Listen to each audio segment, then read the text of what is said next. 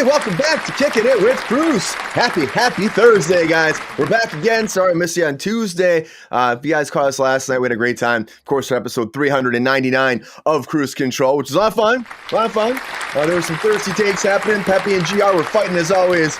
And Jonathan felt like he was just trying to be in the middle of it all the time. But happy to have you guys back. A lot happening as always. It's been a fun week. We're going to have episode 400 coming up this week. I think I'm going to do it Saturday as opposed to Friday. So get ready for that too. Anybody wants to know about that. So excited to have you guys here. Welcome, KI2. Welcome back over there on TikTok. Good to see you. Happy to be here, guys. But I'm happy that I'm not alone. I like being alone sometimes, but not when I'm preferably live. And I like being here with somebody, especially this guy. Welcome back, Mr. Mike Casey. Hey, Brian. Thanks for having me back. Wow. Episode, I'm the sexy boy. Seems like a lot of referee activity. 399. Those guys can get feisty. They get feisty, Mike. Oh my God. GR's like, shut the fuck up. And I'm like, oh God, GR. Okay. All right. Whew. We're live, guys. We're having a good time still. This is not Pierce Morgan Uncensored. I tell people that all the time. Yeah, maybe they got to get it all out before Ep 400. Wow, what a milestone, dude! I can't believe it. I know. It feels like, a Monday was the 3-year anniversary of the launch of Cruise Control.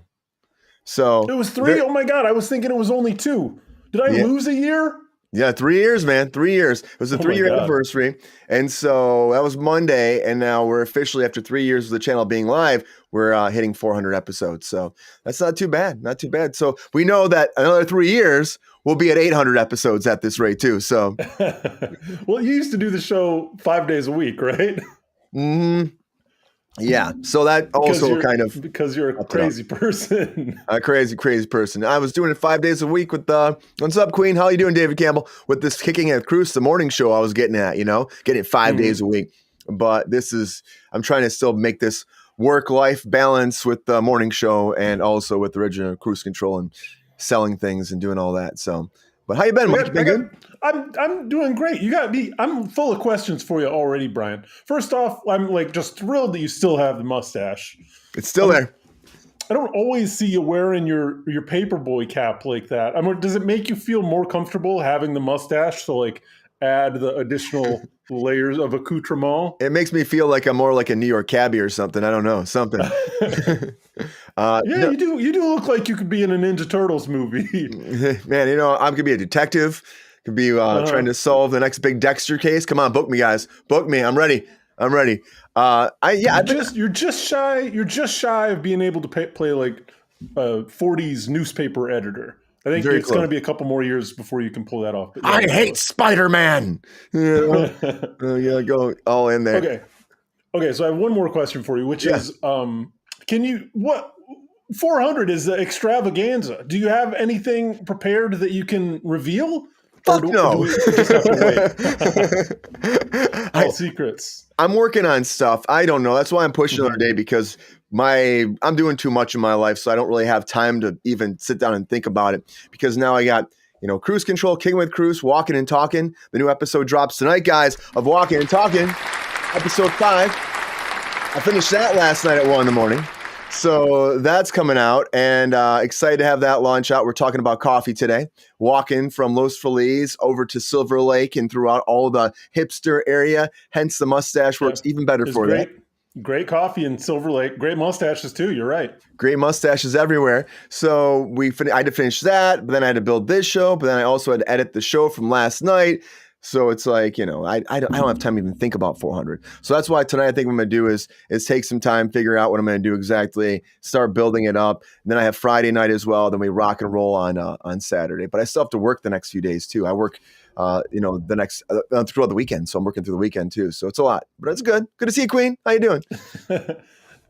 Hey, Queen. What's nice up, to have you in the chat today. Hope you're doing good. Hope you're doing great today, Queen. We had a fun time, but Queen can vouch for that man, GR and Jonathan and Pep Star were having a little bit yesterday. But it's okay. It happens. I'll have to get back in there and watch that. That's good. It's real. This show is real, folks. It's real. We're flying. We're in the air. keeping the balls in the air all the time. We're kicking it live, kicking it real, doing it right.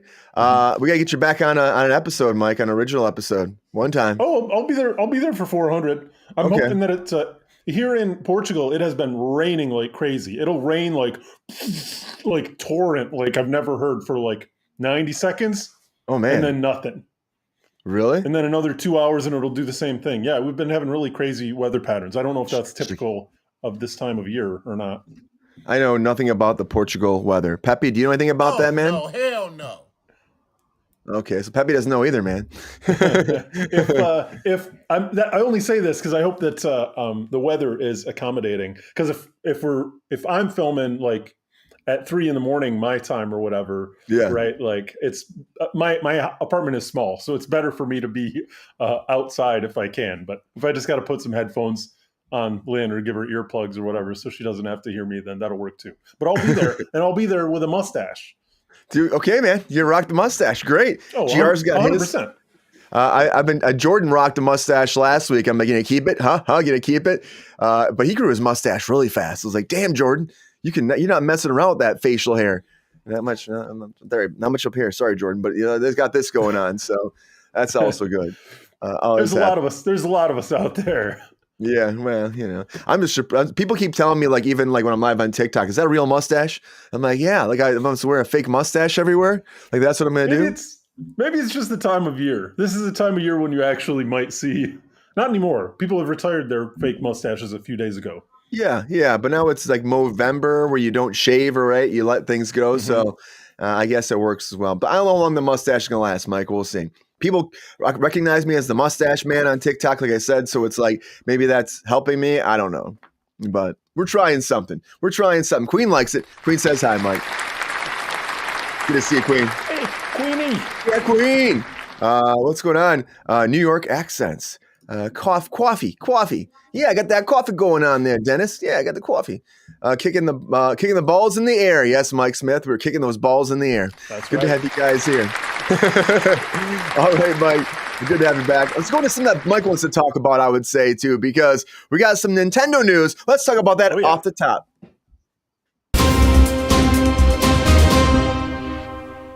All right, guys. So Miyamoto came forward. They're talking about more projects from Nintendo, guys. Now, of course, we already know that we have The Legend of Zelda coming, the live-action version. We got Super Mario Galaxy coming, guys, the sequel to Super Mario. And also, Miyamoto is like, there could be more coming, because the idea coming from the company is this. Company said that they're building a framework for a consistent release cadence to keep bringing out movies. While they didn't reveal these movies, though, they do want to have an actual trajectory where they keep releasing movies throughout every year. Now, Zelda's coming in 2027. We also have in 2026, we have Mario Galaxy. I'm guessing the next one will probably be released for 2027 or 2028. So they have one coming every year. And Miyamoto himself said we're continuing to prepare for the ongoing release of movies in the future, and we're super excited. So there we go, guys. More coming. It's a time for more Mario.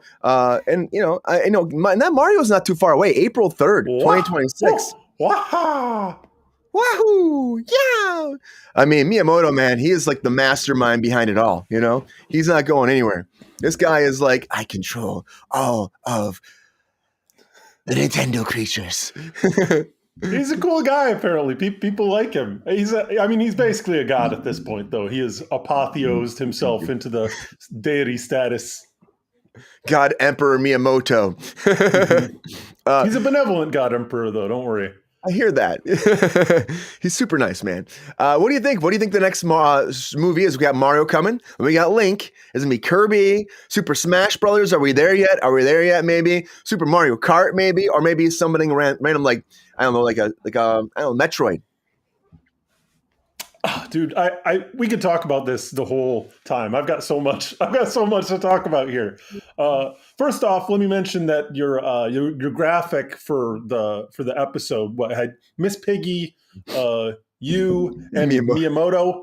I'm like, this is the dinner date from heaven. Let me go out with these guys and get some ramen and just hang out, because that would be a good time. Although Miss Piggy, she might have to get the shoyu broth, because a lot of ramen bases are pork based. So she's not gonna eat that. Probably want to steer away from that. You said it right up top, Brian. Smash Brothers. that's Yeah. that's kind of what it's all about, right? Crossing the streams, or like Yeah. that's what's looming heavily on my mind when I think about this, because Mario Bros was such a massive billion-dollar success that they're gonna try and flip this into a universe, right? 100%. They're craving universes, and the thing that's amazing is that with Smash Brothers, you poise Nintendo to be in basically the same situation that Marvel was in like 20 years ago. Meaning they're sitting on these fully developed universes, all this massive, terrific IP Huge. that has not been exploited cinematically. That people feel strongly about, just like they did with the Marvel movies. They And want them all. people are gonna be real mad if they mess them up. Me included. I'm gonna get real mad. I want them to do them great too, Mike, because you do have the mixture of live action, animated. Oh, Dennis Simpson, thanks for becoming a member. Thanks, Dennis, for becoming a member. Appreciate you. And yeah, they didn't know we are on YouTube. Yes, Dennis. Ant-Man is here. There you go. Two's blue. But thank you, Dennis. Appreciate it. You're doing it right. You're doing it right. Yeah, Mike, there is so much IP-ness there that is massive. It's massive. Massive IP-ness. But the IP is like going wild. You got Metroid, you got Kirby, you got Mario, you got Zelda. I mean, this goes on and on. Donkey Kong. And with those, again, the Donkey Kong movies are going to be so good, Moose. You just say it and it makes me excited. I want Donkey Kong. I want Donkey Kong Country really bad. That'd be so much fun. Donkey Kong Country. But they keep going, and there's built-in storylines from all the video games already. You even have Diddy Kong doing his thing, Cranky Kong. But the thing is, though, too, which is interesting to me, is that the fact that Mario did launch as this massive, of course, animated movie, over $1 billion, and then they're going to release Legend of Zelda live action. Do you think we're going to get a Mario live action to fit into that world too? Or a Legend of Zelda that fits into, an animated fitting into that Mario verse? Or will Mario go through a tube and go bloop, bloop, bloop and become Chris Pratt in real life as Mario with Legend of Zelda? Because I don't know if that works. I mean, that's a pretty 1989 style classic premise of, again, the young timers won't remember this. All you whippersnappers out there, it used to be people would just get sucked into the TV. Characters would come out of the TV. This is just like a daily occurrence for us. We had to deal with this. One of these characters, who is very germane to our current conversation, is Captain N. Oh, I love Captain N, man. Oh, come on. We can do that, right? We can make Captain N happen. That was one of my favorite things out there, too, when I was a kid, watching Captain N with the power glove. And, of course, he had the power zapper. And they had cereal based off it as well, which I think was, like, amazing. We lost Mike for a second. But, again, you had Captain N, where they had, like, they had Super Punch-Out characters in there as well, which is also pretty cool. And if you guys ever watched it before, I know that Captain N was like one of those big things. It didn't last that long. I think it was like 2 seasons, if that. And I loved it as a kid. But that was the true power of Nintendo. And Queen says Zelda probably wouldn't make a good movie. We're going to find out, Queen. Live action, young kids playing, of course, Link and Zelda. I would think they would have gone animated because they're already doing the animated series with Mario, but this too, it might be. I think it's more like a Lord of the Rings type environment when you're doing that. Video games are an entirely different genre than comics or science fiction, Queen says too. Yeah, they are, but they still have that built-in, of course, storylines, I would say. But there is a big following, though, Queen, for video games. It's a different kind of niche, I would say, as compared to the comic books. Different niche, but I think there is still an audience there. Mario is an exception. It's not an indicator of upcoming trends. You think that Mario Galaxy will do great, Queen? Let me know. Think that Mario Galaxy will find a way of actually making $1 billion as well? And Dennis, I'm happy you actually joined. Thank you for joining too. Are you a big fan of the Mario franchise, Nintendo at all? I do think that it's pretty cool to actually see that we're going to get this combination of more movies, more projects coming from Nintendo, Miyamoto being behind it, excited for it just as much as the fans are probably going to be excited about it. Thank you. Thank you, Dennis. Appreciate you, Dennis. Appreciate you. Thank you for helping us out, joining the channel, and being a part of Cruise Control. And I've been having a fun time doing Kickin with Kruse. We're having a great time here. But I do want to see. Now, here's what I'm going to say to everybody right now. I do think that you're a PC member. Yeah, appreciate you, Dennis. Appreciate you so much. I love PC too. Thanks for joining the channel, being a part of us, and doing PC. So you're not a big fan of the Nintendo stuff then at all, too. They didn't make it 3. You see, Prof Oak. They did make, of course, a bunch of those. They got more coming. Sonic 4 is still coming too, right, Mike? So that audience is still there for video games. Those movies did great. Sonic 1, 2, and 3 did great. And they're making a 4th one. And, this is really going to be Jim Carrey's retirement plan right here. Keep being Robotnik until he goes away. Retired 35 years old stand-up comedian. There you go, Dennis. Yeah, appreciate you, Dennis. Stand-up comedian. You ever want to come on Cruise Control, let us know. We always like to have stand-up comedians on here and entertainers 100%. Alike. Yeah. A lot of us have worked in the business before, so that's why we're just bringing our perspective around too. Brian, what do you think about Frankenstein getting such a limited release? I hate it, Queen. I think that Frankenstein should get a bigger release. I wish that Netflix gave it more opportunity. I think it should. It looks like they're only want to see it. Yeah, it's coming to Netflix already. Like this week, it's gonna be out. It's gonna be like bam. They're gonna drop it so fast. So I wish they gave it more time to be in the theaters. I love that experience. I think it's better to have that too. I would love it if retired. If I would love it. I retired from my shower. There you go. Retire from the shower. There. But Mike, again, into your shower. You got the robot thing happening, Mike. Unplug, Mike. Unplug, plug back in, stop being robot. What's up, Ronald Todd? And I think that's strictly knowing what people on Netflix to actually watch it as opposed to letting them have that theatrical release. But also, Queen, the reason they do that too is that it can be nominated for an Oscar, so they have to put it in theaters. By doing that, then it gets into that Oscar nod territory, as opposed to if it was direct to Netflix, it couldn't go in for, of course, that theatrical release as well. Yeah, Dennis, we got you covered. Mike is back, guys. Mike is back. What's up, Ronald? Robot Parade. I gotta tell you, Ronald, GR, Jonathan, and Pepsi were getting very spicy last night, Ronald. But Mike, yeah, there is that built-in audience. Captain N, you were saying before, I love Captain N.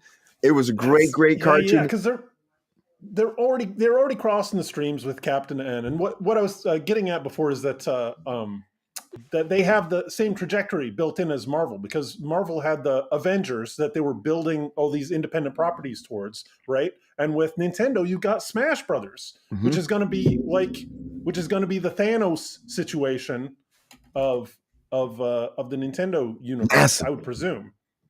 Do you think that's Thanos level for them? Really? Well, just because that's where all the characters get to come together, you know what I mean? Yeah. So I think that they'll probably find a better, like, maybe the big bad will have to be, who is the big bad? It has to be King Hippo. Not King Hippo. Because he was in there though. Mike Tyson. Mike Tyson. It's going to have to be a Legion of Evil where Ganondorf and Bowser get together, and there's a crystal, or there's a galactic portal. Like it practically writes itself. They could do that. David Campbell says no. David Campbell, thank you for the likes becoming a number 4. Gifter getting up there. Thanks, David Campbell. And also, Queen says Nintendo is not the MCU. I think they're going to take that trajectory, though. Queen. They will be, because they care strongly about it. And they're going to, if anybody is good at pumping out media that is of its high AAA standard, like first-party Nintendo games are a hit every time. Like that's why they continue to sell them for $60 for 10 years after they released, and people will pay them because the quality is there. Yeah, I mean, look at Nintendo games in general too, Mike. Like that's I was looking at Super Mario Sunshine. I was talking to some about this, and it's like I had a friend took my Super Mario Sunshine, never gave it back. But that game is going for like hundreds of dollars now online. And I'm like, what the heck? There's always value in this, and the people are still going to buy it, and of course, limited. But Nintendo knows how to hook people in. They do. And of course, that $1.4 billion that Mario made, I think is just going to showcase that I think it's going to do well. I think everything they do is going to do well. How involved Nintendo with the movie production, though? Miyamoto is actually very involved with it. Very involved, and also working along with Illumination. They've been coming up with ideas and stories, and the whole idea is they are involved in every aspect, getting approval along the way. So as far as I've been told, and I've been finding out and hearing online, is that they are very much, they got their hands in the cookie jar, Mike. Of course, Miyamoto, I feel like, would want to have him there, wouldn't you think? Oh, yeah. Always. He's always been so involved. I'm thinking Mario Kart movie. That's fun. Making me think of the Pedro Pascal bit on Oh yeah, on SNL. SNL, the Yeah, Mario Kart. I got to rewatch that tonight. That's so funny. I can see a Mario Kart movie, but you really like. What do you do with that though? It's like it feels like there'd have to be like one thing that happens in the movie where they have to race somewhere and it becomes Mario Kart and there's balloons and stuff and they're throwing them and that could be a moment. Kind of did like Rainbow Road in the Super Mario movie. So it's maybe something more like that, but even more adding to that. That's really how a whole Maybe movie you're right. based off Mario Kart would be tough, I think. Get rid of Pedro. Hashtag get rid of Pedro. I know, David Campbell, you're like, not enough. Don't want to see that. Look at the popcorn buckets. The end game ones are 1K and up. Woo! And look at that. 1K and up. I bet that Galactus one. People. That Galactus one I bet's a lot of money too. I bet it is. You know, I 100% believe it is because that thing was like, what, they spent it for $80 or selling it for or something like that. Ridiculous. I'm shocked that Sean didn't get it, our comic book guy on the show. Mario was dreadful, Queen said too. I thought Mario was fun. Don't watch. I watched it. I thought it was okay. I watched it in an airplane, and it's like the perfect movie for an airplane. Yeah, it's great for an airplane. It's like it's fun. The Peaches song's there, of course, to get that Jack Blackness going that people love. And he's coming back. Everybody's coming back from Mario Galaxy.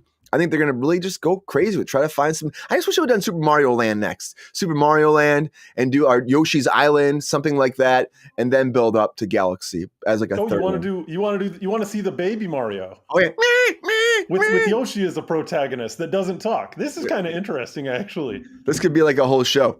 You know? That's all he does the whole time. Yeah, they could that one actually that game has like a lot of plot. Actually, they could probably just do an adaptation of the game easily. Dennis says we're looking for is a sandbox version of Mario. Sandbox means open world where you can do anything. Yeah, I think I'd love that too. Everywhere, put everywhere. Oh, there's our fluffy buddy. Oh yeah, Pepstar's always here. He's chilling, right? Pepstar, you doing good? Doing good. What you eating there, buddy? Huh? We eating something weird on the couch? Okay, buddy. Be eating anything you find there, buddy. It's not good for you, okay? Just eat anything off the floor. That's all I'm saying. Okay, all right. Sometimes there's carrots that escape the chopping board, Peppy, but most of the time it's just succulent. You don't have to taste it to find out. You can give it a sniff and pass it along. There you go. Who knew, man? I don't need a sandbox for Mario, Dennis.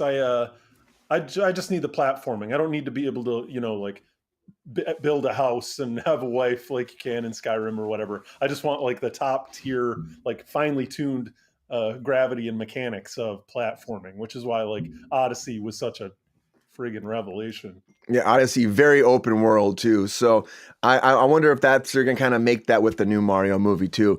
And David Campbell says selling like crazy. Wicked buckets are going for 45 and up. Mario sends a missile that's following him back to New Jersey. Even the live action Mario Brothers was better. We're fans. We're big stands of the 91 Mario movie on this show. It's so good. It's like Blade Runner. Hey, look at this. Dennis said you're a handsome little dude there, Pepstar. I agree 150%. All right, don't be too cocky. Good fly in that tracksuit, not gonna lie. Yeah, he was went for a run. That's why he was But now he was like just being a little cranky today. He's being really fucking cranky, bullshit. Man. No, yeah, you were. Anyways, but The Legend of Zelda, I'm excited about. Okay, I was too. Do we think that that's really going to just be live action? Like, I can see it being kind of a hybrid, but it's hard for my brain to swallow to think of it just as a live action movie. They haven't released any Mario Galaxy? Well, there was like one teaser, right? No. Legend of Zelda. Oh yeah, it's all live action, 100% live action. They said we're going to Hyrule, man. We're doing it. I don't want Link to talk. The instant that Link talks or he says anything other than like, I'm gonna be like, I'm not inside this character anymore. This doesn't feel right to me. Didn't you watch the animated series? He's like, I like the princess. What's going on? I name is Link. He was kind of like that the whole time. It was very like, what, man? Why are you so bitter about everything? Like, He's kind of a whiny guy. You're a whiny guy. It's very similar to his depiction on the release for the Philips CDI. Yeah. 3DI, what was it called? Not a good release. Yeah. Yeah. I mean, that's like the Virtual Boy didn't do that well too. You know, it's like they trying something and it kills your eyes. I did learn the other day that there are some weird clones of the GameCube that Philips released. So they're Philips branded Nintendo GameCubes. Oh, and what? I don't know if they play other. They're just weird things. I end up watching. I watch a lot of videos on YouTube about people that fix Game Boys and modify them in crazy ways. Shout out to Elliot Call. He makes great retro something show. That's for you, Mike. Weird. There's weird clones out there, or like at the bottom of the Super Nintendo, there's a plug in it, right? Mm-hmm. That never got used for anything, but it's a plug that exists because the PlayStation, the original PS1, was initially supposed to be like an accoutrement for the Super Nintendo. What? It was supposed to plug into it as a CD thing. Yeah. What happened? You ever look on the bottom of your Super Nintendo, man? I can do that right now. You got it over there? Pull it out. I can do that right now. Let's see. It's weird. It's just some kind of dinosaur remnant of these massive corporate deals that never went through. Where's my Super? I think it's over here, Mike. I got too many video games and things. Are you getting playtime out of them at least? Oh no, I should be playing. You're too busy. I'm too busy, man. I'm always my Super's not even hooked up. Look at that, not even hooked up. Unfortunately, so it'll make you feel good. You're talking about right here. Wild Ride. Oh, thank God! I was so worried that it was going to be some kind of Mandela effect situation where it didn't exist in this timeline. It's there. That was for the PlayStation 1, and it never got used for anything. What the fuck? Why were they in bed with PlayStation? Oh man, the rubber little knobs in the bottom of these have melted. So after about 20 years, guys, just know when you buy a Super Nintendo, the rubber will melt in the bottom and cause this nice little black line down the bottom of it. That's try 30 plus, Brian. Yeah, you're right. It's super. This is super. This is super old for Nintendo. Let's see. A movie about an effeminate elf queen. Heart ideas about making video games. David Campbell says. I mean, so many of these. Not many of the video game movies do well. I would say recently they've been doing pretty well. Even like Halo did great too. It was coming back on Netflix. Did it? I think they're gonna because they picked it back over to Netflix because Netflix picked up the rights from Paramount when they canceled it, and it sounds like they're gonna do more of it too. Jesus Loves You too, Finn. Halloween version of Peach as Harley Quinn or something. I could see that. Dress Peach up and make her wear a mini skirt. There's plenty of that on the internet. That content is out there. There's definitely Jesus Loves You. Remember Jesus Loves You. Yes, remember Jesus Loves You. when you're out there looking at your Princess Peach dressed up as Harley Quinn content. Yeah, woo! Get it, Peach. She's got those. She's got the touch. She's got that power. Oh boy. I mean, there's rumors about her and Waluigi, but I think that's just hearsay. You think so? You really think so? Yeah, I don't know, man. Let's get into that. Is that real? I think I saw them. I think they were in Hollywood recently. I saw some about them being at Buca di Beppo, and I swear it's real. I swear it wasn't AI. All right, yeah. I told you I need ideas to generate some AI images for your promo section, so we might be getting some. No, but if you do Princess Peach and Waluigi, you'll get a takedown immediately. Mike, you got the touch, man. You get the touch. Anyways, have to go for a while. Okay, Queen, go walk the dogs. You'll see not many video game movies do well. We're going to see what happens with this as they keep developing them, though. But they do want to keep expanding this universe. We're getting more movies. I could see a Kirby movie happening. I could also see Donkey Kong maybe. But I think that there is so many characters in the Mario verse that we're going to see where it goes. If the next one in April, Mike, if that second one does just as well as the first one, oh yeah, we're not stopping, I bet there'll be a big announcement after that. And I hope Miyamoto never stops. Maybe we can get you a voice gig on the new Donkey Kong. You want to be Cranky Kong, Funky Kong? Yeah, I'll be Funky Kong. I don't know. I don't know what I'd be. I want to be Diddy Kong. Diddy Kong Racing. Let's go, guys. Let's go. Diddy Kong. Yeah. I don't know. Maybe that'd be annoying after a while. You're hired. Hey, Peach, I'm home. That's what Dennis says. Oh, boy. Get Peach. Anyways, a lot happening. Nintendo's moving forward. Guys, you excited about it? You want to see more? Let us know. We can talk about Mario all day, Mike. We really could. Really good. Really good. Really good. Anything else you want to say? Anything else you want to say about this universe before we move it on? I think it's happening. And I think it's happening the same way it happened for Marvel. And I think they're going to make buckets of money. Give them all the money. And pretty soon, the video game thing is just going to be a thing of the past. And they're going to be just known as movie magnates. Although I am interested in the Pokemon movies coming out too. Yeah, Pokemon movies would be big too. I just want to see, Star Fox. There's a lot of ways they can go here, man. I would love a Star Fox movie. Get Peppy in there. The other Peppy. Peppy the rabbit as opposed to Peppy the dog, guys. But there's a lot going on, guys. Let's keep this ship moving. It's time for some breaking news.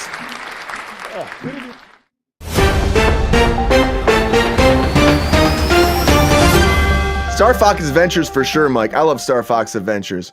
So Netflix is changing their whole tier ad system and how they actually say they make revenue, which to me personally is not that exciting. But with 190 million different people that are signed on, they're changing that $9 a month format because they've changed those dollars, the amount they're paying for a subscription base, based off how many people are actually watching in the house, based off their algorithm, what they're saying. And they define it as this: a company defines their subscribers watching at least 1 minute of ads on Netflix per month, multiplied by how many people are actually watching given that in that given household. So if you make multiple profiles and you say you have 5 people there, that's saying at least 5 minutes of ads are running a day or a month. I think there's a day. This is most confusing to me too. 5 minutes a day, they're saying, and then they double that up to find out how much they're actually watching per month. And that's how they're saying they're getting, they get their ad revenue. That's much to say that people are watching. And that's how they're getting their views, which to me personally is just it still feels like they're giving a lot of jargon that doesn't really make any sense to me. But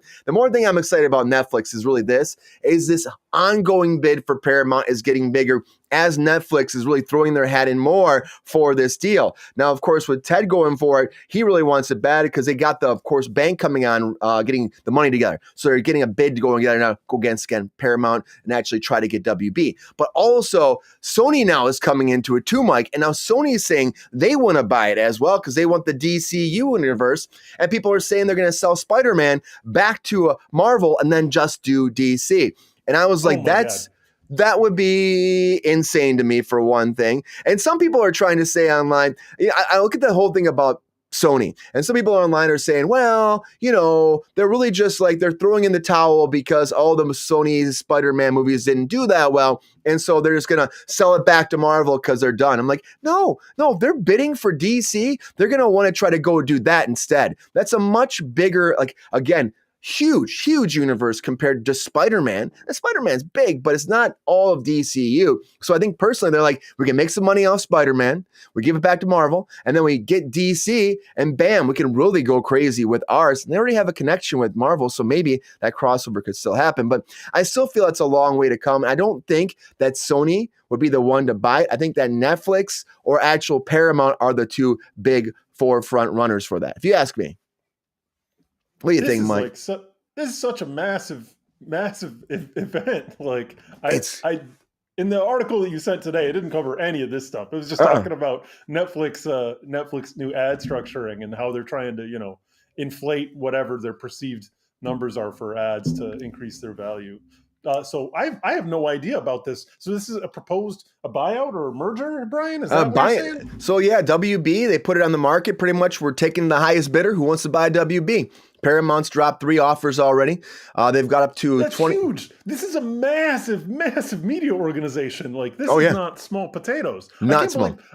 I can't believe that, honestly, back when we had a functioning government and they busted up trusts to encourage competition because we realized that competition is good if you want capitalism to function properly. So they used to bust that stuff up. It does not seem like it's happening anymore. No, it hasn't been happening for a while, it feels like, too. It's it's getting bigger and bigger and bigger. I think look at Marvel. Marvel, when they merged with, I like that Marvel and Disney are together because they have been making a lot of great projects, but then getting Star Wars. And now I'm waiting for that Disney offer over on WB as well. I guarantee it's going to come. It's going to come. But then all these companies are getting bigger, bigger, bigger in Hollywood and across the board. And the fact that when Paramount bought Skydance, Skydance bought Paramount, that was a massive, colossal deal. And they're like, you know what? We want more. We want more. They got $1 billion pockets, though, too. They offered $27 a share to Paramount or to WB, which was like $62 billion or something like that. And, and Zaslav said he wanted $30 a share. They started with 20, they moved to like 24, they moved to 26. And he's I feel like I'm watching Succession all of a sudden. It feels like it a little bit, right? It's a wild ride when it's coming to this too. What else? Do you know off the top of your head what other like massive properties WB has? Because when I think of WB, I think of DC, but like they're been around for so long. I don't really associate them any strongly with those like current mega properties. I just think media company, Yeah, well, if you look at, WB, it just keeps going deeper and deeper and deeper. Like, they have Tom Cruise now. I know that we have Tom Cruise because Tom Cruise is now on an exclusive deal with them for a first look deal. They also have Timothée Chalamet, Dune movies. All the Dune movies are WB. If you get into it more, they have, dude, I can't, at the top of my head too. I heard that the deal that they gave Tom Cruise is that they were going to replace him with a very nearly perfectly identical copy, like a simulacrum, a clone, an automaton of sorts, and they're going to allow him to retire to his island Scientology compound. So when you see that Tom Cruise stops aging and he doesn't age anymore, and he continues to be able to dangle from helicopters for the next 60 years or until his battery runs out, then you'll know I'm telling the truth. I can't wait, Mike. I'm waiting to see it. Mortal Kombat, Harry Potter. Make me that offer. Yeah, I want that offer too. Harry Potter, huge Harry Potter, Mortal Kombat, Game of Thrones. Look at all of that too over on Succession was over there too. Think about that. You mentioned that earlier. The It franchises, of course. Welcome to Derry is pretty big right now too. People are talking about that. It just keeps going and going and going. Dennis, I miss some of Dennis's stuff. Gardening like it's pull out of man-eater weed and the mushroom guys. All right. Sony is Japanese, and that would bring it along well with this new 45 alliance. 45, 46, 47, no, 45, 49. I can't say his name. It kills the algorithm here. Are you mentioning? We did the whole PlayStation thing. Sorry, I missed you on that. The answer is Netflix is not as big of a tech giant as PlayStation, definitely not Sony. So Dennis trying to say, big business, but recall PlayStation and how many times when a new PlayStation is released, how hard to find one when it was released, how many stores. So relating back to the video games, PlayStation is always selling out. That is Sony. They have a lot of money capital there. So maybe you're right. Maybe they could make a bigger bid than anybody else, bigger than Netflix probably too, right? Because Netflix is massive, but that's like, PlayStation, Sony does have the video games and it does have the studio too. So, and it does have Sony Music too. So, they do have a pretty big conglomerate. Netflix? You mean the mail order movies people? Yeah, right. They want to buy WB. Into a big company, really? They want to buy WB. What the heck? They want to buy WB. Don't you miss back in the day when you'd be able to get all the crazy, like really obscure movies off of Netflix? Yeah, they sent you the DVDs. It was great. They should just be streaming now, though, too. They should have all those on there as well, but they don't. They just don't have them. They kind of lost a lot when they did that. If we allow all the streamers to merge into one megacorp so that they have access to all of the IP data, then we can just watch all TV all the time, and they can, they can be our new lords and masters. Yeah. Let's go for it. No, thank you. But I will say, even they're trying to do that whole AI Netflix thing too. That's been happening as well. They're trying to have competition for Netflix where you can just speak into a remote and tell it what you want to see, and it'll make any show you want. Give me the new season of Friends that never exists, and then it makes it. So, all right. It's got to be better than the AI Seinfeld that was floating around a couple of years ago. Oh, that was horrible. Yeah, that was horrible. The AI South Park one was pretty bad too. It was getting. You'd see where it's going though, and I was like, oh, it's definitely progressing, but it wasn't still the best too. Bigger than Microsoft. I agree with you too, Dennis. Bigger than Microsoft for sure. Sony is. I don't know. Microsoft's massive, but Sony is always like when it comes to their systems, people gravitate to that more than anything else. Sony really did go for a long way since that PS1. I'm trying to think. I think the Switch has been the dominator for through the last cycle, if the charts I was looking at are correct. I think the Switch 2 was like the fastest selling console of all time, which blows my mind. Well, people were like, well, then even especially now with like, of course, the prices went up quite a bit. I know there was a whole thing about, do we release it? Do we not? And they still brought it out and people were going nuts about it everywhere online. Like, but again, you're revolutionizing the video game whole universe by making it a handheld and also a console at the same time. And that's smart, guys. That's really smart. That's something that I never thought we'd see. And that's why I think people love it. Take it on an airplane, take it on the toilet, or pop it on your TV. You're ready to go. Play your games anywhere you want. That's me. It's a Mario. Did you get a Switch 2 yet, Brian? I have not gotten a Switch 2. No. I don't, dude. I am like, when it comes to video games, I'm slacking. I have not played video games in a while. Too busy. Too busy. I want to play them. I would love to have a day where I just sit down and beat Turtles in Time. Just sit down and beat Turtles in Time, just for fun. Throw the ninja, the foot soldiers, throw the screen, crack the screen, and watch that, guys. But it's too long. It's too long. I'm just doing too much editing and talking. That's what it is. You throw them into the screen. Yeah, you throw them into the screen. You knock them out. It's great. I love it. PlayStation came out with the phone. PlayStation's got a phone too, Dennis is saying too. The PlayStation can't stop. That's what he's saying. That sounds like some crazy Japanese 1993 innovation. Dude, like the Game Gear that had the TV tuner and you popped it inside of it and the antennas came up. I still have it somewhere. It does not work. I love this. I love this kind of weird stuff. Like that kind of strange tech. All you got, it's just the phone now. The phone is all you have. Yeah. It's not interesting. Like give me weird dedicated peripherals that I need adapters that can't be found. Dude, get your Mario Paint on again, man. A little Corey, you're drawing on there. You remember Mario Paint was good. Mario Paint. I don't remember that at all. I only played Mario Paint like 3 times in my life, and they were all at your place. So I never owned it myself. I remember playing it like when we were kids. That's all I remember. I got only a flash of what it was, like your old bedroom where you had your system set up. I only have a flash of it in my head. That's it. Gone.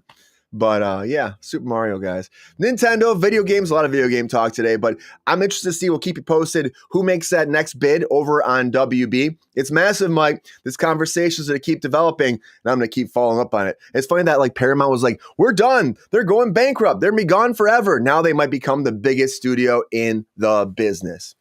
Thank you to what? How long was that? Ellison. Fast. Like a week?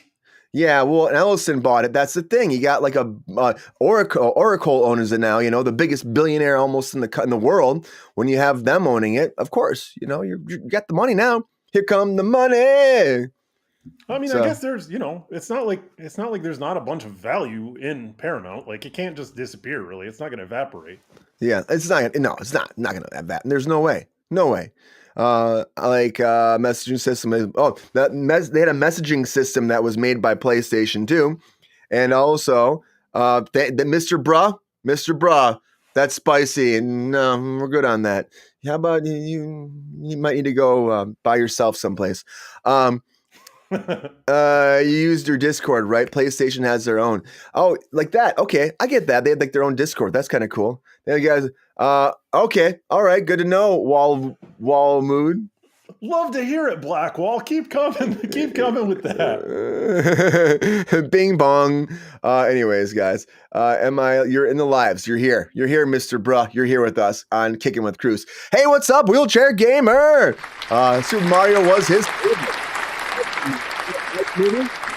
Super Mario Galaxy. Why alive? We're alive. Why? You're talking about why live? I mean, it's funny. This one movie is coming back into my life a lot. They Live. I keep having it and hearing about it all the time. They Live is so good, though. It's so good, and it's never been more relevant than right now. I know, right? And they actually have that, like the craziness, dude. They have those, like, in LA, they have flyers up everywhere that do that, where you turn. It shows, like, the kind of, like, skeleton creature based off different people's faces. One of them may be our president. They have that, but there's, like, crazy ones out there. It's wild to me. I'm like, that movie is relevant in this year. It doesn't. Roddy Piper would be happy. Roddy Piper is timeless, man. Yeah, he would be happy about it. Yeah, I can't believe it. It's funny because Aaron chew bubblegum and kick ass. Yeah, and And Aaron he's and I were all out of talking bubble about gum. it. There's a lot of bubble gum. We were talking about it on Walking and Talking, though, and Aaron had never seen it before. I told him to watch it. He watched it, and then we started talking about it on Walking and Talking. He's like, dude, that fight scene. That fight scene. It's like 8 minutes long, and he's like beating him with the trash can. If you guys haven't seen this movie, it's it's among John Carpenter's finest works. Yeah, it's so good. It's so good. It's so bad And and it's good. very funny. It's funny too. Yeah. They don't make movies that hit that tone anymore, like that have that level of satire and social commentary and action awesomeness and just funny on the surface too. Like it's a real hard tone to hit. So it's really an amazing movie. I love it, dude. It's the weirdest, funniest movie, but it also is a good reflection on society a lot of ways too, where it could go. Mm-hmm. And there's like an actual like message behind it, as opposed to just being like a weird 80s, comedy, action, weird psychological horror movie. Not even horror, but it's like sci-fi movie. It's kind of like Dawn of the Dead in that respect, right? Because Dawn of the Dead isn't about zombies, so it's got a symbolic layer of like they shots of like hordes of people in the mall, and so it's trying to make commentary, but especially because I guess they live as, would you call it a horror movie? It's kind of an action adventure. I would say action adventure sci-fi. That's what I would say. Sci-fi, yeah. Maybe sci-fi pop in there, not a but thriller. They're out there. Yeah, those movies are out there, and they're good too. I like them, but keep them coming. Get us some social commentary with your popcorn. Yeah, make it happen. Why potato small? I don't know, Mr. Bruh. Why don't you suppose you never see Japanese use our messaging systems? They have their own, I think, sometimes too. It's like even like in China too, they have their own too, like that Red Note. People use that and stuff too. So I think everybody just has their own other across the world, and that's just what it is. People build their own. I'm hearing GTA 6 is getting postponed again. I see it on Facebook coming out the 26th, 2026. I have a feeling that game is a lie. It's never going to come out. I think it's a joke. I think it was a bad April Fool's joke that they lied about. They released a trailer people were mad about. Or it could be something like this, because they released a trailer, right? And it went crazy online. There was so much fan backlash. I feel like when that happens sometimes, the studio goes, whoa, we got to do some more work. We got to do some more stuff. So that delays it even further. Because they're aware of how much scrutiny is being applied to them. Yes. And then they're second guessing what they've already created, which happens in movies. It happens in television. It happens across the board in all entertainment. Just what it is. I always say, you got a plan, stick with the plan. Release it. That's the best thing. Just don't be going all over the place. What's going to happen too is probably that idea that you had conceptualized before will be again hurt, and of course broken down, and not be actually a great project because there's too many pieces you're trying to change and glue them back together. So just release what you got. Release the Kraken. Let us not forget the wise words of the great Shigeru Miyamoto. A bad game is bad forever, but a delayed game is eventually good. Oh, there you go, Mike. Look, okay, maybe we wait. Maybe we wait then. So, Wheelchair Gamer, there you go. Listen to Miyamoto. He is the one we trust. I trust Miyamoto with all my video game needs.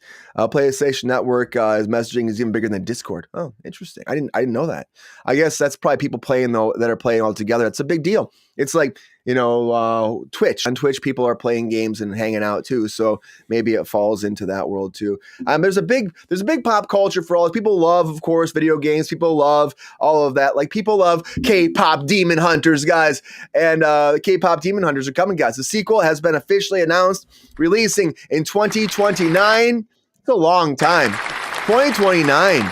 So if you want it now, you're not getting it now. Delayed, waiting. Of course, 325 million views over on Netflix. One of the biggest ones ever. The biggest. And I gotta say, I still haven't watched it all the way through. I need to watch it all the way through. I'm like, what is the hype? Why do people love this so much? I watched like the first 10 minutes. I'm like, let me just pop this on because we're going to talk about it one day on the show. And I was like, the music was catchy, but I'm like, they have that like ASMR. Thank you so much for the high five. Thank you so much. Appreciate it, Killian.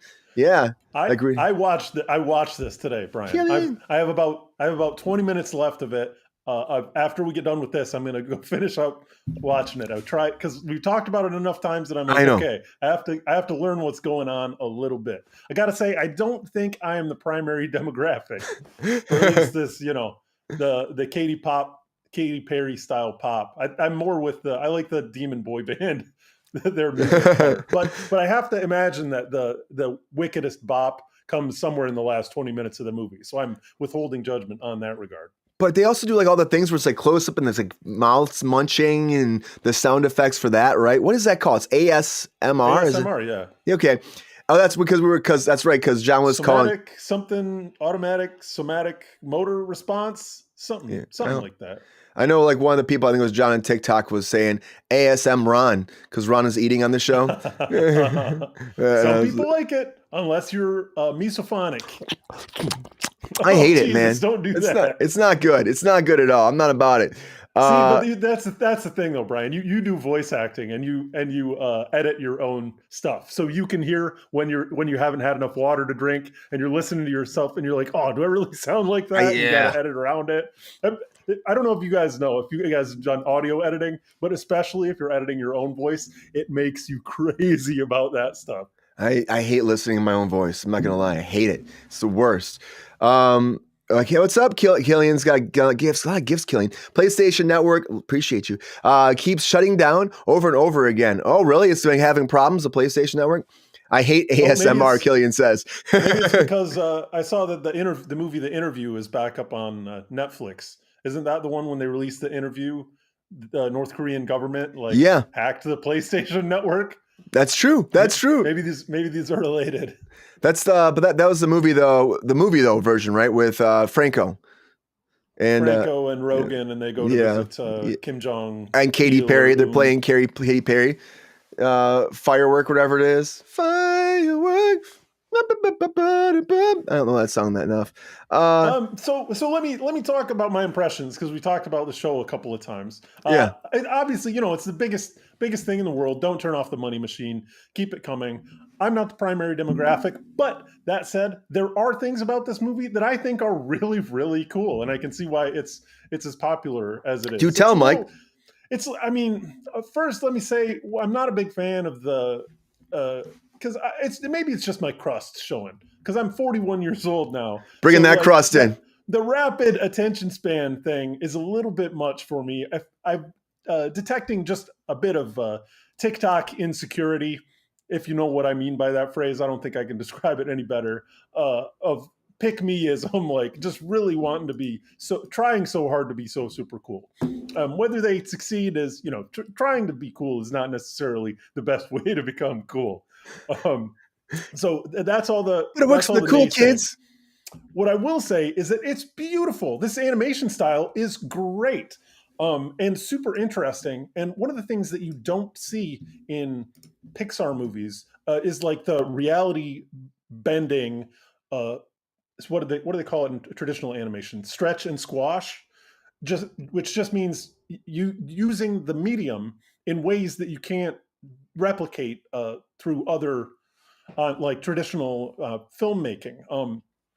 So impossible things happen, like someone's eyes turn into corn that pops because she's all turned on, and then her friend eats her eye popcorn. Like, this stuff is straight up Tex Avery, Chuck Jones. And so to see it in a massive project that's having a lot of success like that's happening in this movie, like stuff like that. Yeah. Oh yeah, that crazy. I mean, you saw it with the faces and the ASMR, the zombie stuff on the airplane. That's as far as I watched, and they dive down to the stage, and then I saw the demon boy band get made. So I got that far. But yeah, the voice, like when they're eating and the ramen and all that, and on the plane, I'm like, what is this? I'm like, is this really what people love these days? But then it gets cartoony. It does get cartoony, and that's 100% my favorite part of it, along with the animation style itself, which they're trying to do a little bit of a stop motion thing more these days. They're cutting the frame rate a little bit, and I really think that helps to make it look more organic. Sup, Cash? I'll watch it, Mike. I'll get in there. I'll check it out. But I just have been or just listen to the album. Right. I can just put it on the background while I'm editing or something like that. While I'm vacuuming the living room. You know what I mean? I like a good vacuum show. Put that on and enjoy. We were talking last night and they got heated about how Mummy 4 is coming. And like Jonathan was like, this is gonna suck. I'm like, you know what? Mummy 3 was probably a vacuum movie, but Mummy 4, you got Brendan Fraser coming back, Rachel Weisz. I think that's going to be pretty cool, and I will actually go to a theater to see that. Brendan Fraser's coming back? Yeah, no Tom Cruise for this one. We're going back to the originals. We're bringing back the original cast.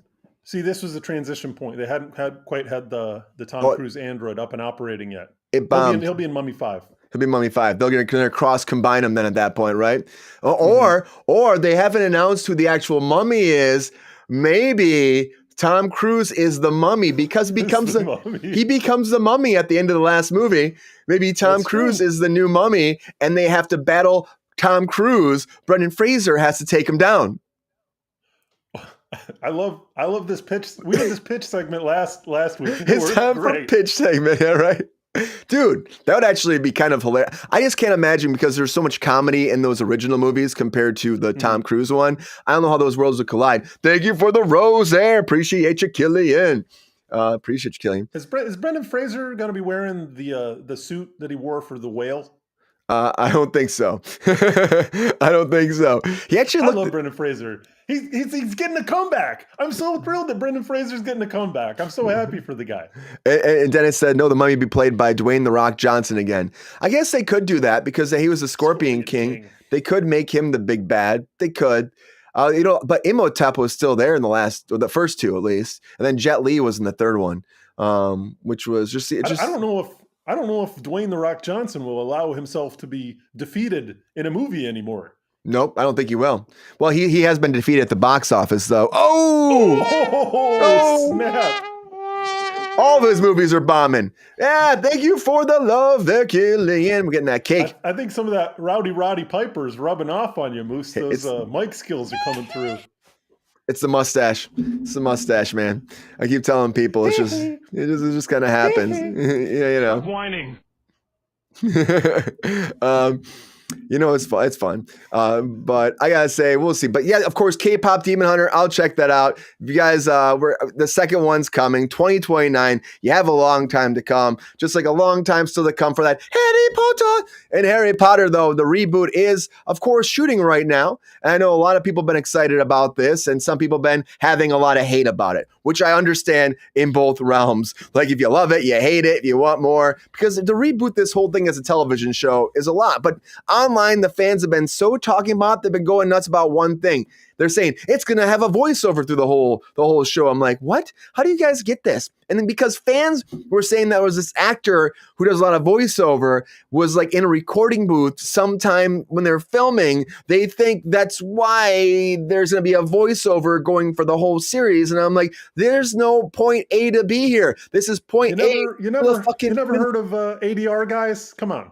It's standard practice. It doesn't mean you have a narrator. Doesn't mean that at all. Tom Turner, they're saying, well, because Tom Turner's doing it, he's got that, they're called that rich and that luxurious tones in his voice that he's got to be a voiceover person. And of course, WB's like, hell no. There's no voiceover. It's Harry Potter. How will they even make sense? Who's Voldemort? They still have not announced Voldemort yet. I feel like, you think about the first book, though. The first book, you really don't see Voldemort, really. I guess you do see him for a minute, but they don't show him in the other movies where he's, of course, taking out Harry's parents. So there's been a lot of rumors. Cillian Murphy is one that people keep saying that people want Cillian Murphy to be Voldemort. I could actually see that. I think that'd be great. 100%. But, let's just be honest about this. Why not just get Ralph Fiennes to do it again? Like, he doesn't have to do much. He looks great with all the makeup and all of that. It works still. Like, why would you not just... It was like when Gary Oldman wanted to come in too again. They didn't let Gary Oldman come in. But he wanted to be, because he's gotten older, he wanted to be Dumbledore, which I'm like, that shit is great. I would have made him Dumbledore. I mean, I do like... I do. Much. Yeah. I mean, they're trying to make something new. They don't want to retread. They don't want to face, complaints that they're not being fresh for the fresh adaptation. I understand that, but Gary Oldman would make a pretty excellent Dumbledore. Yeah, and it's kind of like, you're looking at like, this is kind of has that meta feel to it as well. But also, I think that if you're going to do anything, Ralph Fiennes could totally come back and be Voldemort again. Daniel Radcliffe, seeing him grow up. One of the finest actors of his generation, I must say. Yeah, he really is. And then all the actors that have been like kind of rumored, they're like, we can't touch what Ray Fiennes did. We just can't. Like he's Voldemort. Like he was the best. Thank you for that turkey there, Killian. Appreciate the turkey. Come on, come Well, on. that's the tricky thing, right? Because you don't want to adapt it in the same exact way. You don't want to whoever it is to look like they're doing a Ray Fiennes impression. It has to be a different interpretation from the literature, you know? Yeah, it has to be. You have to find, and of course, you're getting more expansion though on this too, Mike, because it's going to have like 8 to 10 episodes for every. I think it's 10 actually for every season. So that's for one book, 10 episodes. So you're going to be able to cover pretty much all the nooks and crannies of Hogwarts in that, of course, adaptation, which is going to be nice. You're going to find out how wizards do their taxes. We're going to figure it out, guys. Only found on HBO Max. And Dennis was saying, Daniel, after growing up, it was, I can't see that again happening. Yeah, but you're going to see it. These young kids are going to grow up on television. They've signed these kids for 10 years. 10 years. And TV shows are too bland. They can be, but think of like Game of Thrones, but Harry Potter. I think that's kind of what they're going for too. At the end of the movies, Rupert Grint, the kid that plays Ron Weasley, aged up so great when they moved into the future at the end of the last movie. I think they should cast him to play Ron Weasley's dad. That'd be great in the series. I think that'd be great. I think they also, they still have that idea of doing like The Cursed Child, which is like the sequel to the Harry Potter franchise. The book came out, which is really just a play in a book. Like it's really just like it doesn't read like a book. It doesn't read like a novel. It reads like a play. And when I was in London earlier this year, I very, very nearly went to see Harry Potter, The Cursed Child. I kind of wish that I would have. I would love to see it. I went to see Back to the Future, which is a good choice. Things musical. They're both good choices. Yeah, they were great. How was that Stranger Things? Was it great? I was in the nosebleeder, 25-pound seats, like literally on the back wall of the theater. So I think that some of the special effects, which were a part of the big part of the appeal for this show, may have been lost on me back there. Also, I think they allow you to bring in your own wine, and I think alcohol? I brought in a couple of bottles of soju. What? Oh yeah, they got no problem with it. What? I don't know. Americans can't be trusted to deal with that stuff, but in Europe they're chiller about it. Yeah, Pepstar would be there right away doing that. Please. Because even though he's a lush too, we know he's a super alcoholic. Yeah, I'm just saying. But Mike, that's awesome. I want to see that. Stranger Things announced today, right before we came online, that they're doing this 1985 animated series that takes place between seasons 2 and 3, I believe, or 1 and 2. And that's fun. Yeah, so they're going to be releasing that. They just made a big announcement about it today. So you're going to get an animated Stranger Things and more coming. And there's so much controversy with Stranger Things as it is too. Of course, all these allegations came out that David Harbour was harassing. David Harbour, yeah. Did you see that? You talked about? Yeah, I got into that a little bit. Have you talked? I haven't talked about it yet. I was gonna bring it up maybe on Monday. I was waiting to see how it develops this week, but because we usually do like our gossip talk on Monday. But I see it and I'm like, this is crazy to me. Like, I mean, she grew up around this guy. He must be like a father figure to her. Like a harassment. Like that seems really crazy to me.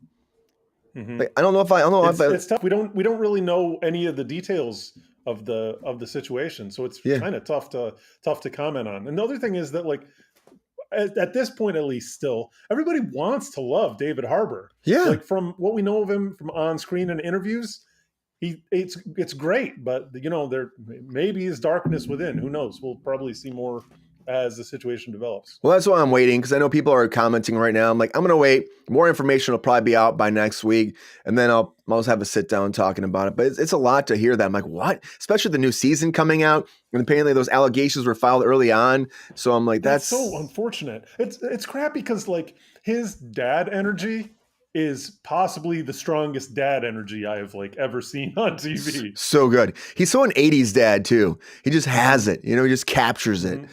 I love it. Mr. Bras back, dog. But nothing about Ron Weasley or original actors were all bland at all. Now, the original actors were great. They weren't bland. Yeah, they're all growing up. They're all gonna grow up. That's strange. That feeling of developing, growing up with the person as it makes it intense. Well, that's true. If you're growing up like that, it's like you're growing up and you're developing and you're around that person. It's got to be a strange environment. But you think that he'd even become more of a father figure to her, beyond anything. So it's weird to hear any of that happening. But guys, yeah, Harry Potter's still coming. Stranger Things got some crazy stuff happening. But of course, yesterday was a big day, Mike. It was a big day. You know why? No. Remember, I the 5th of November. I almost forgot. I saved myself just in time. The 5th of November, guys. So yeah, V for Vendetta Day was yesterday. And if you guys, of course, know this, love this, you probably, if you're a fan of V for Vendetta, you knew that day was happening. But listen to this. The 20th anniversary for V for Vendetta is next year. Natalie Portman, Hugo Weaving. I love that movie. But fandom, they've been doing all these re-releases. Of course, they've been doing the Ninja Turtle movies. They're also doing it's always bringing all these back out for big anniversaries. They're doing the 20th anniversary for V for Vendetta a year from yesterday. So, of course, 20 years will be next year. So November 1st and also 5th, they're going to have 2 fandom showings of V for Vendetta to bring back this to theaters and have one more experience with V.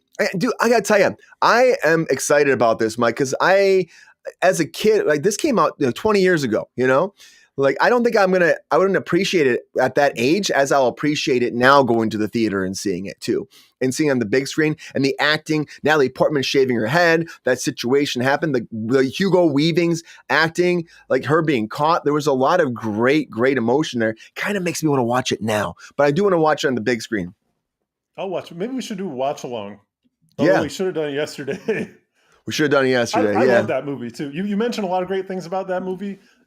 One thing I think gets rolled over sometimes when people talk about it is just the cinematography. This is the Wachowskis at some of their best. There are crazy camera tricks and the cinematography going on that's really beautiful and kind of affecting and intense for the viewer that I just really loved about that movie. Super intense. And it really is telling, especially nowadays, the world we live in, everything we live in, it's it definitely has more of an impact, I think. And that's why. You mean about a story about a totalitarian government that is black bagging its citizens and throwing them in van without judicial process? Yeah. Does that seem familiar? At all. No, never. No, that's not in our world. Well, hey, Michelle, good to see you. And I gotta say, it's definitely one of those stories that's done very well to address these situations and tell us to be aware of them, learn from them. And apparently we didn't, but that's okay. And we hopefully will soon. Hopefully we'll soon, because it's this week showcase that maybe we are learning a little bit. The problem is, this week has shown that it's honestly worrying that the movie, the take that it has, might be a little too rosy, because the truth is that let's call them fashionists. Fashionists in this movie, they push people too far, and the people fight back, and the people win. However, hey, hold one second, Mike. Hold on 1 second. I just want to say goodbye to Dennis. But Dennis is taking off. He says, "Got to go. See y'all soon. Keep it on cruise control and grab your popcorn." Much love for those hot takes. Thank you, Dennis. Thank you for subscribing. Thanks, Dennis. Love you, buddy. We're talking about fascists. Sorry, I didn't hear you over the clapping. I said you were talking about fascists. Fashionists. I don't want to put that in your. I don't want the AI to hear that one. Must take off algorithm.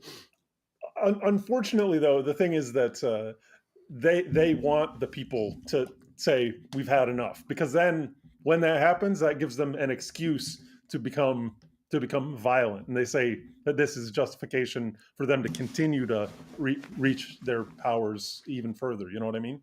Yeah. Okay. Yeah. Because then they can use it as an excuse. They can go okay, exactly. Well, now I have to do this. Now I got to keep, the country safe and pull things together. But you're actually, creating drama, creating, of course, the environment, the explosion, of course, what they call bottlenecking, where they blows up, and then all of a sudden, next thing you know, everything's going crazy, and now you can swoop in there and do your thing. Yeah. Like declaring people that are anti-fashion to be terrorists, which is not the case. No, not at all. I think that should be something that's something we should strive for as a society, I would think, maybe strive for that, not be wanting to be controlled like in under World War II. a regime like that. Maybe we learn from our history, guys. I don't know. I think people need more education. And that's why Cocomelon's doing a movie, guys. Nice. Helping out the children of the future. That's right, Cocomelon. And this is one of those crazy things. I have never been a big... I don't know. This is beyond me. Come on, let's be honest. This is beyond two 41-year-old guys right here. But Universal Pictures has this wide release coming for Cocomelon the movie on February 26, 2027. If you're a big fan of the CG animated, inspired by the Kid Story series, guys, Cocomelon is coming. I really don't know much about Cocomelon. I know that I've seen my niece and my nephew play with Cocomelon or watch the videos. They have like little plushies and stuff like that. I guess it's educating kids, much like a lot of programming has done for us, like Sesame Street. I guess Blue's Clues was bigger when we were younger. Also, of course, Barney was a big deal. Sesame Street's going to hit that big anniversary mark when it launches on the 10th, guys. 56 years later, launching on Netflix. What a crazy thing, too. But Cocomelon's coming. I don't think we have much to say about Cocomelon, but yeah, congratulations, kids. It sounds delicious. It sounds delicious, though, doesn't it? Yeah. I could go for a nice, frosty pineapple full of Cocomelon. Give me that Cocomelon. I'll drink it right down every day, guys. Woo, Cocomelon! Give me it all day. Also, one more thing that's happening, though. I love Cocos. I like melons. I love aliens, guys, and alien planets. And a me is coming. And this actually looks interesting. Mads Mikkelsen, guys, coming in. And also Diane Kruger from Inglourious Basterds. She's done so many things. It's set to star in a me, a new sci-fi survival thriller, which is currently shooting in Spain right now. Directed by Fernando Samaran, and also written by John Wesley. Now, this is interesting, guys. I saw this premise. I'm like, you know what? I could actually go for more of this too, because it does sound fascinating. Now, of course, Mads Mikkelsen's character is crash landing on an uncharted alien planet. And that happens, guys, after that incident goes down, he's lost. He can't find his way. He only has his quantum AI companion to help him along the way, called a me, played by Diane Kruger, left with no aid, and he has to escape the planet, guys. He navigates through alien landscapes in a battle for survival. He's forced to confront fragility of his memory and also isolation of space and the resilience of his human spirit. So, I mean, this is again kind of like The Martian-ish, but he has an AI creature with him, I guess, and also kind of like Castaway, but on an alien planet, and he doesn't have Wilson, but he has, of course, I saw these survival type movies, pretty much low budget because he can be one actor the whole time. One location, pretty much. I bet they're maybe shooting some isolated location in Spain. But I still will love this. I love sci-fi stuff. I always check it out. Pedro Pascal had one that came out on Netflix, was really cool too. That was kind of the same deal where he was an astronaut and they were crash landing on a planet, but they were trying to survive and they were battling each other. There's multiple astronauts, but I think that's cool. I love Mads Mikkelsen too, Mike. I want to watch that. You got to tell me about that one. You had me at sci-fi survival thriller. I mean, and then throw in it's Mads Mikkelsen. He's kind of an actor's actor too. So I only really imagine that he would take the project if he thought that it was a really interesting script. Yeah. There's the other one, makes me think of that movie 65, I think it was called. Yeah, 65. That was Adam Driver. Yeah. I would prefer, if I'm going to be stranded in a sci-fi situation, my preference is to be stranded in a ship, just because the sci-fi survival thing works so well with the claustrophobia and the fully man-made environment that you can just feel the stale air in there. That works for me a lot. But I'll check this out 100%. Here's Prospect. Here's the imagery from the Pedro Pascal one. Yeah. You liked it? I thought it was fun. I thought it was good. Yeah. Okay. I'll add it to my just watch list. Yeah, Prospect. It's on Netflix. Or was last I saw. It should be still there. They don't usually, they take things that comes and goes sometimes, so it should be still there. I know all the songs. All right. Know all the songs. Yes, Alone. So. Good to see you. But yeah, Ami sounds great, man. I'll check it out. I love these survival movies. A lot of breaking news, everybody. Yeah. You know what I'm gonna do? I'm just gonna keep pushing Daredevil because Daredevil can wait. It's in the markets. It's out there. By the time I actually talk about that, the actual trailer will come out because I gotta You know what I mean? So we'll wait on that. I do want to talk about Miss Piggy getting a solo movie, though, guys, in our feature story of the day.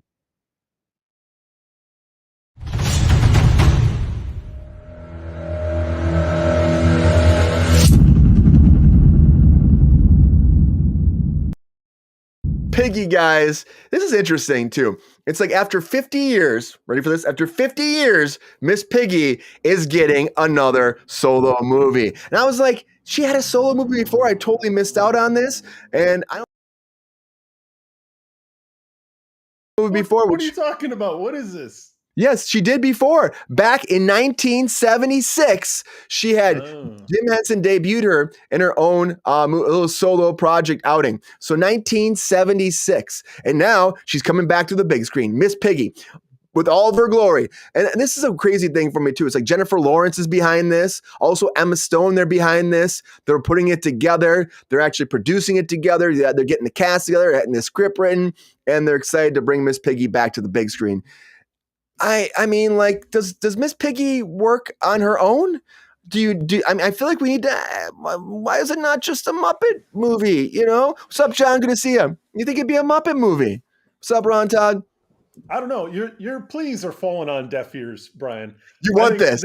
This is going to be so meta, like, because the first 5 minutes of the movie is going to be Miss Piggy telling us how much she's deserved this all along. How it always should have been just about her. Or what? She's funny, man. She's one of the funniest Muppets. And the whole thing, the Muppets in the real world, like interacting with humans as equals, is great. That's always going to work for me. It's so funny. And to have such like a deeply kind of selfish and with like a warped worldview. And let's not forget, she was physically abusive to her husband, Kermit. I guess he wasn't her husband at the time. That's a hot take. I hope that it's on video. It can't be disputed. They're going to get you for defamation, Mike. Maybe maybe Disney's gotten her some serious therapy because it can happen. People can get better, but it takes a lot of work.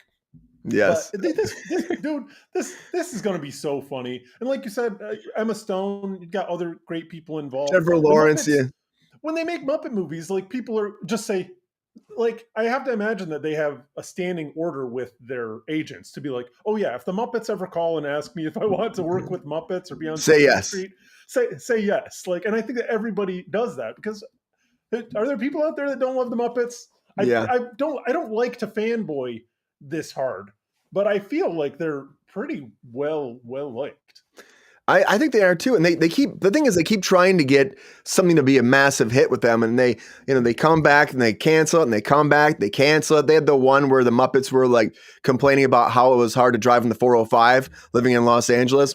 I kind of love that one too. And they were trying to create the show as like kind of like The Office and the Muppets.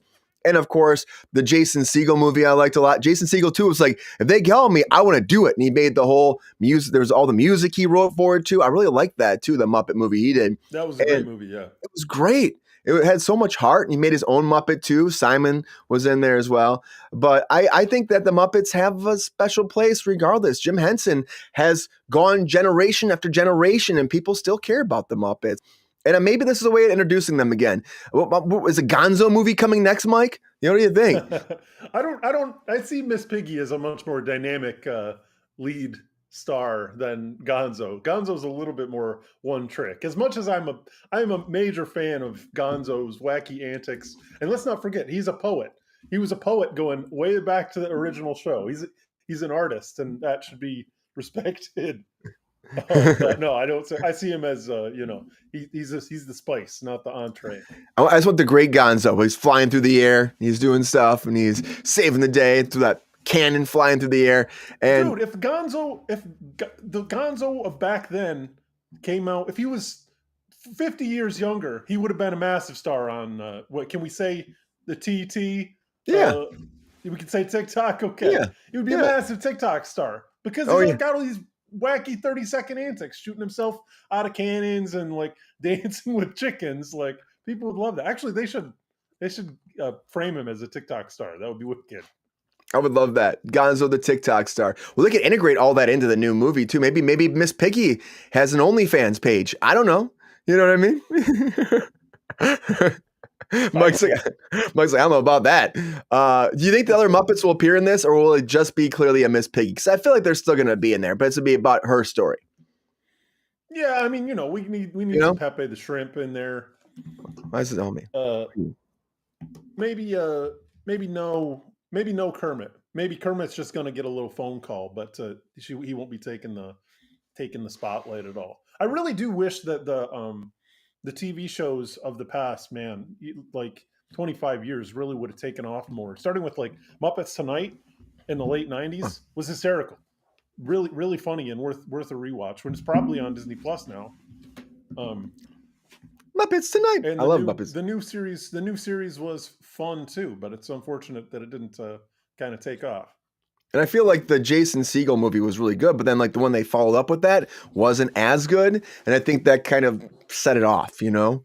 Oh, the music in that one though was stellar. That actually what's his name from Flight of the Conchords won an Oscar for that movie. I didn't know that. Yeah. Am I a man or am I a Muppet? If I'm a Muppet, I'm a Muppet of a man. And health and grind, you're spicy. You're spicy, and you're trying to get us here. Muppets Most Wanted. That's the name of that one. Muppets Most Wanted. Yeah. I love that. I love the soundtrack to that album. That one didn't do as well though. Mm-mm. So it was like that kind of like done. So I was shocked to see like Miss Piggy getting a movie though. I was like, out of all, I'm like, she's a big star in that show though. She's big. It's like her and Kermit. So let's take a new spin. Let's let her be the lead. Let's her take over. Let's her be the big person. So I feel like there's got to be at least put Ralph in there or something. You know what I mean? Ralph or put like Skeeter in there. I wouldn't mind Skeeter. What if it's Miss Piggy and Skeeter? Yeah, I mean, I could see Skeeter being a personal assistant. Assistant, yeah. I think the same thing. Skeeter's her assistant, and then he keeps saying, "Well, Kermit, call again. Tell him no." They can have jokes about that too. And I don't know. Maybe it should be in Hollywood. The thing is, I think it would be very easy to write a very funny Miss Piggy movie. So to be honest, I'm surprised it kind of hasn't happened already. I wonder if she'll be living in Hollywood then, trying to make it as an actor, or maybe having her own talk show. Maybe she's like a Kelly Clarkson with her own talk show in New York City. I would think, because you think, and she's dating. You think that she will have made it already. She's still married to Kermit canonically. But I was gonna say maybe they're not together. It's like Sex in the City. She's like drinking martinis and going after different Muppets in the town. She's like going on dates with chickens and stuff. Could be. Yeah, she's into amphibians though. Yeah, that's true. So there'd be different types of frogs, every different type of frog and stuff like that. Maybe there's lizards she's dating and stuff. Dude, you're making me want to watch all the Muppet movies. I got to watch. Like, when was the last time you watched Muppet Treasure Island? A long time. Been a long time. You know what you got to start with, Mike? Tis the season. It's time for A Muppet Christmas Carol. You got to watch that first. That's one of the best adaptations. So Michael Caine's in there, and there's two more Christmas carols. Muppets in Space. I think I saw it. I can't tell you anything about it. Oh, you know what came up in my family thread the other day? I should pull this up. There's a Muppet like what do they call it? An auction. Jim Henson. We were talking about this in the show. Property, yeah. So there's like original puppets from Emmett Otter's Jug Band Christmas. Also from the biggest Fraggles? one, Fraggle Rock was a big one. Yeah, the Fraggle Rock stuff I saw. Dark Crystal, a lot of stuff from there too. I didn't see any Dark Crystal stuff. That would be. They had a bunch of Dark Crystal stuff too, and it's the first time they're opening up an auction to fans too, not just like elite collectors. But then again, the prices on them were so big, like you have to be a super rich fan to buy anything.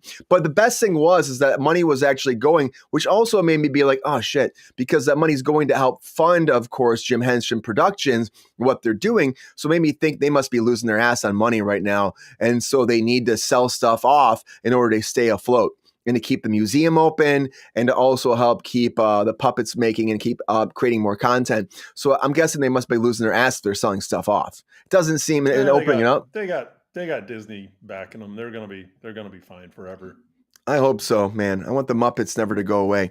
When the day we see like Kermit on sale and Miss Piggy, that's when we know they're in deep shit, because that means they're selling off that big piece of history too. So, I but saw some couple of the there were some animation cells from Muppet Babies that featured like oh, a bunch of characters that weren't bad. They were like $250 or something. I was thinking like, Muppet that Babies. would be an investment. I'm surprised the Muppet Babies hasn't got any more love. I think they'd bring that back or do something with it. It was Yeah, very, fun. very early HBO show. Very strangely, That was HBO. mid '80s, mid late '80s HBO children's programming. I Yeah, never realized that was HBO. hmm Muppet it was. Babies. I mean, by the time we were old enough to watch, it was in syndication, I believe. Yeah, well, there you go, Muppet Babies, man. I think I was watching. I don't think I didn't watch it on HBO. I know that. So yeah, it must have been Mhm. syndication, because we didn't have HBO growing up. We have HBO now, but there was no home box office in my household. Where are you at there, buddy? Did you freeze? Oh, did he freeze? Oh, he froze. That the Muppet Baby's got Mike. Muppet Baby's got Mike. Hopefully you guys are doing good on TikTok. Thanks for being here, user two. Appreciate you joining us, guys. Thanks for being on the Use the Tubes, guys. The Muppet Babies are coming. I gotta say, Miss Piggy getting her own movie. I hope it just leads to more Muppet content, more Muppet madness, and more Muppet joy in everyone's life. Thank you guys for being here. Appreciate you.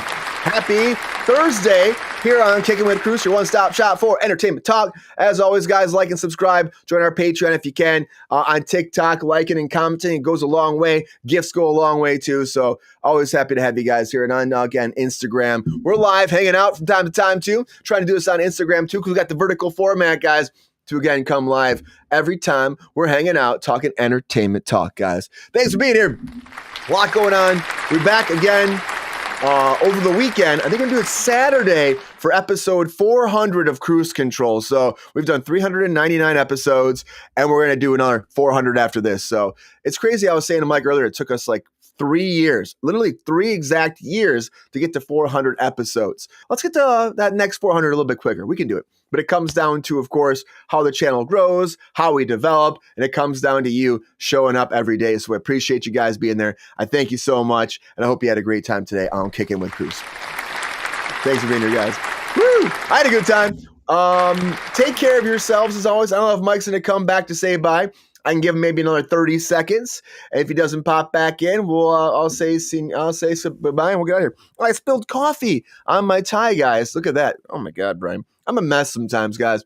It's been a long week. Again, we got Walking and Talking coming out tonight at 5 p.m. Pacific Standard Time. So if you guys want to watch episode 5, Walking and Talking, myself and Aaron Smith going again, talking about coffee today, going throughout Silver Lake and also Los Feliz, picking up a lot of great coffee shops along the way and having a great conversation about the history of coffee, how it changed society, and how it developed throughout the years. And we're also, again, going to have episode 7 or 6 becoming the following week, which is our sci-fi episode, which I can't wait to talk about too. Sci-fi episode's a lot of fun. That'll be coming the following week, and we got a lot more episodes coming after that. But get ready for Walking and Talking tonight, guys. And then, of course, Saturday night will be the big episode 400. And Mike's back. Woo! I was saying, thanks for being here, Mike. I know you just popped back in, talking about Walking and Talking coming out tonight. A lot of love. I have an actual teaser coming out at noon. So there's a teaser for the episode of Coffee coming out at noon. So that'll be launching too. So you guys can see that if you want. A little snippet from it as well. I'll be dropping that on social media as well here on Instagram and everything else too. So a lot happening here on Cruise Control, on the Cruise Control Network. We're going to keep growing. We're going to keep driving forward. And we're going to be rebranding Cruise Control Network very soon. Maybe I call it the Cruciverse. Do you think that's a better name for our network, the Cruciverse? I mean, maybe. That's certain. You can bring it up to the board. Yeah, one Kruse Nation. That sounds like you're trying to control people. The Kruse Nation is actually pretty cool. Yeah, Kruse Nation. Maybe you gotta throw it up to the chat sometime. Yeah, we'll see what they say. Kruse Nation, Cruciverse. It's on the Crucible News. No, well, we'll figure it out. Yeah. We'll figure it out. Thanks for being here, Mike. Hope you had a great time today. I thought it was fun. We got to talk about Muppets. We talked about Nintendo and video games a little bit more than I expected to. It kind of leaked through the whole thing. But if they make a Kirby movie, like, I'm so in. It's gonna be so pretty. I want it, man. I want If it. it would He'll be stop motion. sucking people up and spitting them on his butt. Kirby getting it all day long. That's the way he rolls. That's how he rolls. That's how he rolls. Well, thanks for being here, Mike. Appreciate you. Thanks for having me on, Marlos. Thanks for your time. Thanks for being in the chat. People hanging out there. We appreciate you. I like how John pops in and he's like, wait, what? I'm like, that's the show. Thanks for being here, guys. I'm Kickin with Kruse. One-stop shop for entertainment talk. Always like and subscribe. Helps a lot. Join our Patreon. Join our membership on YouTube if you can. That helps give back to the channel to keep fund everything. Help us keep pushing. We've done 399 episodes just on cruise control. This is episode 34 of Kickin with Kruse and much more to come. I'll see you guys back on Saturday for 400. I know 34 episodes here doing Kickin' It, guys. Isn't that crazy, Mike? We're doing a lot of these. I was pumping them out for a while. We've slowed down. Like, I might be your biggest, your most common. I think you've been here the most. Yeah, man. Well, thank you. Appreciate you, Mike. Talk to you soon, Mike. In the chat, we don't mind if you tell us that we're good looking. We don't hear it all the time in the chat, but we did today, and we like to hear it. Give us more of that. Give us more of that, guys.